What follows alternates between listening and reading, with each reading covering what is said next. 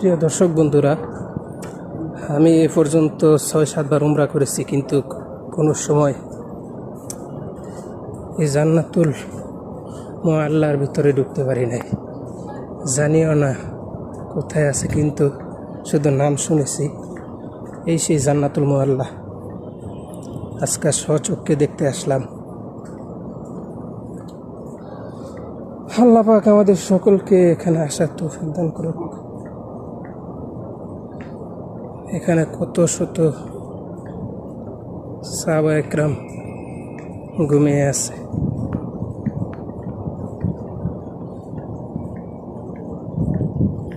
যাদেরকে আমরা দেখতে পারি নাই।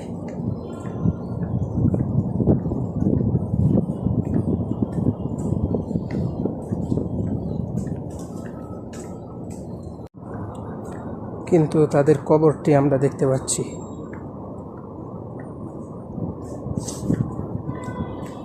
আসলে আমাদেরও একদিন এরকমভাবে কবরে চলে যেতে হবে।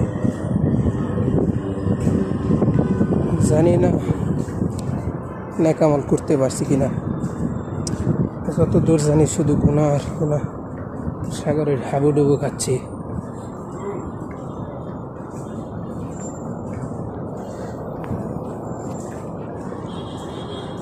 তারপরও সাহাবা একরাম তারা অনেক গুনাহ থেকে বিরত থাকত,